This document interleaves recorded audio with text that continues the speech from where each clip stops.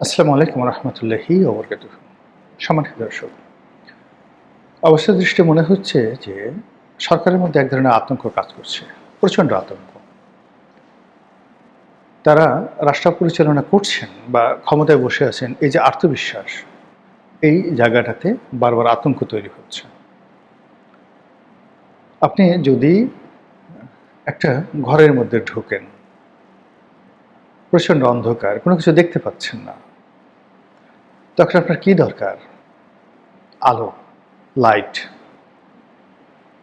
কবরের মধ্যে আপনি যখন যাবেন, আপনার সবচেয়ে ভয় কি? অন্ধকার। এবং সেখানে আপনি কি চাইবেন? নূর চাইবেন, আলোকবর্তিকা চাইবেন। আপনার সামনে যখন একটা সাপ আসে, বিষধর সাপ, আপনি আপনার যে শরীরে যে রক্ত, হিমোগ্লোবিন, এগুলো জমে যায় ভয়ে, আতঙ্কে। আপনার হার্টবিট বন্ধ হয়ে যায়, রক্ত চলাচল বন্ধ হয়ে যায়। আপনি যে একটা হা করবেন, অনেক সময় সাপ দেখলে সে হা করার ক্ষমতা থাকে না। আপনি যে এক পা একটু এগুবেন, পা কাঁপা তো দূরের কথা, পুরো পা ফ্রিজ হয়ে যায় যারা ভয় পায়। একটা গবেষণায় দেখা গেছে যে সাপের কামড়ে যত লোক মারা যায়, 99% মানুষ মারা যায় হার্ট অ্যাটাকে। এর কারণ হলো 99% সাপ হলো বিষহীন, তার বিষ নেই। তো সে সবুল মারে, সে মনে করে আমি মরে গেছি, হার্ট অ্যাটাক করে মারা যায়। কিন্তু শরীরে দেখা গেল যে তার কোনো বিষ খুঁজে পাওয়া যাচ্ছে না। তো একজন সাপুড়ে, সে সাপ ধরে ফেলে, বিষধর সাপ ধরে ফেলে, মুখে চুমো দেয়, গলায় পেঁচিয়ে থাকে, আর আপনি দেখার সঙ্গে সঙ্গে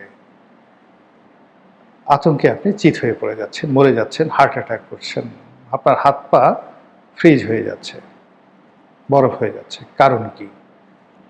জ্ঞানের অভাব। আপনি সাপ সম্পর্কে আপনার কোনো জ্ঞান নেই।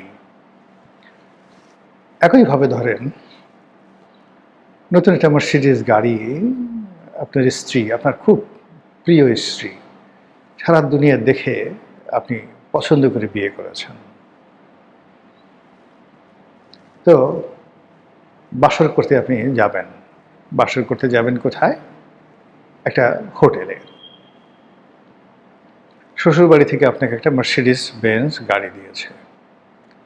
আপনার স্ত্রী বলল যে, আসো প্রিয়তম, আমি নিজে তোমাকে ড্রাইভ করে সেই গাড়িতে করে আমরা বাসর করার জন্য অমুক হোটেলে যাব।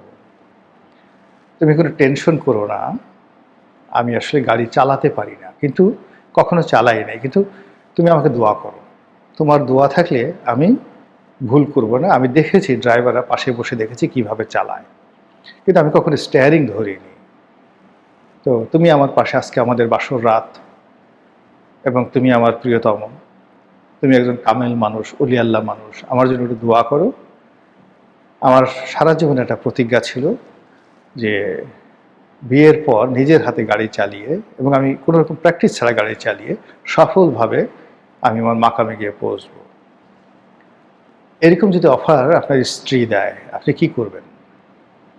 বা ধরুন আপনি যদি নারী হন, ঠিক একই ঘটনা আপনার স্বামীর ক্ষেত্রে ঘটলো, স্বামী আপনাকে এরকম একটা অফার দিল, আপনি তখন কি করবেন? একটা দৌড় দিবেন, বললো পাগল হয়ে গেছে এই মহিলা বা এই পুরুষ।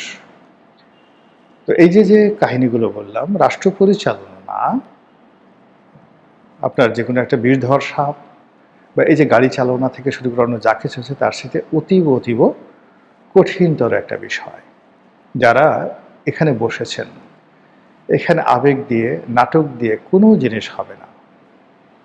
এখানে পর্যাপ্ত জ্ঞান লাগবে, লেখাপড়া লাগবে, অভিজ্ঞতা লাগবে, বন্ধু লাগবে, বান্ধব লাগবে, সাহায্যকারী শক্তি লাগবে, দেশি বিদেশি সহযোগিতা লাগবে, পরিবেশ লাগবে, অনুকূল পরিস্থিতি লাগবে, আরও কত কিছু, জনগণের প্রত্যেকটা মানুষের সহযোগিতা লাগবে।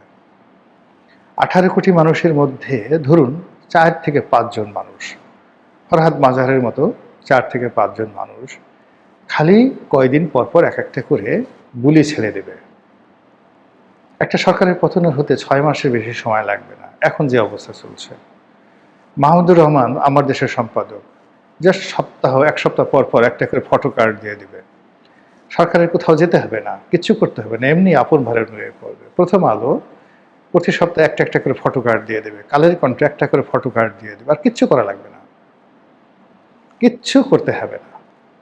এতেই বুঝতে পারেন যে ব্যাপার। তাহলে এই যে গণতন্ত্র, সেই গণতন্ত্রে আপনাকে প্রথম আলো লাগবে, মাহমুদুর রহমান লাগবে, কালের কণ্ঠ লাগবে, বসুন্ধরা লাগবে, গোলাম মোল্লা রনি লাগবে, মাহমুদ ওই যে যাকে বলে ফরহাদ মাজেহার লাগবে, যাদের মুখ আছে আর কলম আছে প্রত্যেকটা লোককে লাগবে।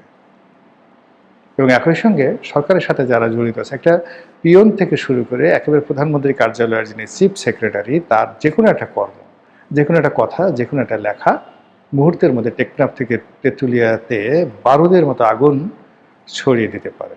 এটা হলো রাজনীতি। তো সেই রাজনীতি গোখরা সাপ বা অন্য যে কোনো ভয়ঙ্কর প্রাণীর চেয়ে কোনো অংশে কম নয়। তো যেটা বলছিলাম, এই কারণে সরকার যারা বসছেন, জনাব তারেক রহমান, তিনি বাংলাদেশে এসছেন 17 বছর পর। এই 17 বছর ধরে তিনি অনেক স্বপ্ন লালন করেছেন, অনেক ব্যথা বেদনা কষ্ট লালন করেছেন। তার শরীরে অনেক আঘাত, যে আঘাত তিনি যে ভুলেননি, তিনি যে ভুলতে পারেন না। তিনি বারবার সেই লন্ডন থেকে আশ্বস্ত করেছেন, আমি সবাইকে ক্ষমা করে দিয়েছি, আমি ভুলে গিয়েছি। এমনকি তিনি একজন সামরিক কর্মকর্তার কাছে মাপ পর্যন্ত চেয়েছেন নির্বাচনের আগে, উদারতা দেখাতে, যে আমি খুব উদার। কিন্তু ক্ষমতায় বসার 24 ঘন্টার মধ্যে তিনি স্থির থাকতে পারেননি। তিনি এবং তার লোকজন এখন খুঁজছেন একাগারো কারা কারা করেছে, কারা তাকে পিটিয়েছে, কারা তাকে ফেলে দিয়েছে, কারা তাকে দুর্ভোগ দুর্দশা মধ্যে নাকারি চুবানি খেয়েছেন। এটা হলো সহজাত।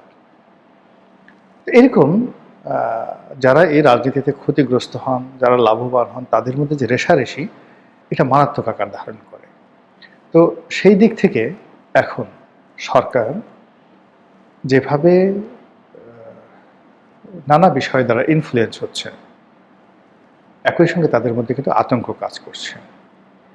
আতঙ্ক কাজ করছে আবার আওয়ামী লীগ ফিরে আসবে, আতঙ্ক কাজ করছে শেখ হাসিনা ফিরে আসবে, আতঙ্ক কাজ করছে সেই শেখ পরিবার ফিরে আসবে, আতঙ্ক কাজ করছে ভারত শেষ পর্যন্ত তাদেরকে সমর্থন দেবে না, আতঙ্ক কাজ করছে আমেরিকা হয়তো আবার সেই খেলতে পারে, আবার সেই ডিপ স্টেট পলিসি চালু করতে পারে, আবার তারা জামাতকে এনসিপিকে বেছে নিতে পারে, আবার ডক্টর মোহাম্মদ ইউনূসের যে আওয়াজ সেটা হতে পারে।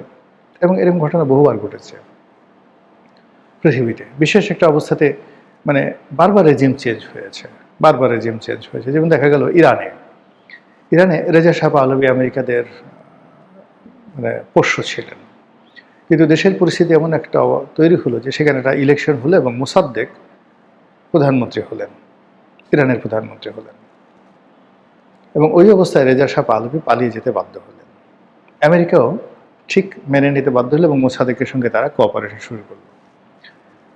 এবং কিছুদিন পর সেই আমেরিকা মোসাদ্দেকের বিরুদ্ধে সামরিক অভ্যুত্থান ঘটিয়ে দিল, ঘটিয়ে তাকে ক্ষমতাচ্যুত করে আবার তাদের যে পছন্দের রেজা শাহ পাহলভি তাকে ফেরত আনলো চীনে, মানে ইরানে। এবং 1979 সন পর্যন্ত আবার 30 বছর প্রায় সেই রেজা শাহ পাহলভি ক্ষমতায় ছিলেন। তো তাই যদি হয় তাহলে আমেরিকা, ধরেন এই বাংলাদেশে যদি আপনি 1952-53 সনে ইরানে যে কাজ করেছে আমেরিকা, সেই কাজ বাংলাদেশে যদি এখন 26-27 সনে আমেরিকা করতে চায়, তাহলে সরকার কি ভয় পাবে না? এই ঘটনা তো বহুবার ঘটেছে। আফগানিস্তানে কি হামিদ কারজাইয়ের ক্ষেত্রে ঘটেনি? আশরাফ ঘানির ক্ষেত্রে ঘটনা ঘটেনি? বারবার এই ঘটনা ঘটেছে।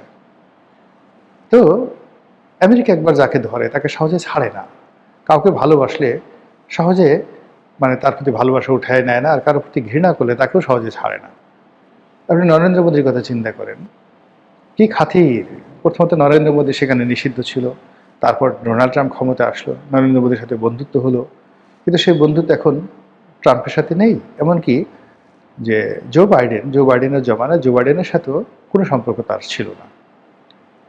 তো এইরকম আমেরিকা একবার যখন ডক্টর মোহাম্মদ ইউনূসকে ভালোবেসেছে, এনসিপিকে ভালোবেসেছে, আমিরে জামাতকে ভালোবেসেছে। এই ভালোবাসা যে আবার নতুন করে জাগবে না। পুরনো প্রেমিক দেখলেই মানুষের মাথা খারাপ হয়ে যায়। ৮০ বছরের বুড়া, ৭৫ বছরের বুড়ি প্রেম করতো প্রাইমারি স্কুলে। প্রেম কি? গাছের পাতা নড়ে চড়ে তোমার কথা মনে পড়ে, তখন তো কোনো কিছু বুঝে না। ওই প্রেম সেই ৭৫ বছর বয়সে হঠাৎ করে দেখা হলো, দুজনই তখন মানে নাতি হয়ে গেছে, দাদি হয়ে গেছে। এবং এই দৃশ্য অতি সম্প্রতি একটা হিন্দি সিনেমাতে শাবানা আজমি আর ধর্মেন্দ্র অসাধারণভাবে ফুটিয়ে তুলেছেন। একসময় পাহাড়ে তাদের প্রেম ছিল, উভয় পাহাড়ে বেড়াতে গেছেন, সেখানে খুব অল্প সময় প্রেম ছিল, তারা একটা গান গেয়েছিল। এর মধ্যে ধর্মেন্দ্র পক্ষাঘাতগ্রস্ত হয়ে যায়, প্যারালাইজড হয়ে যায়, অনেক স্মৃতি ভুলে যায়।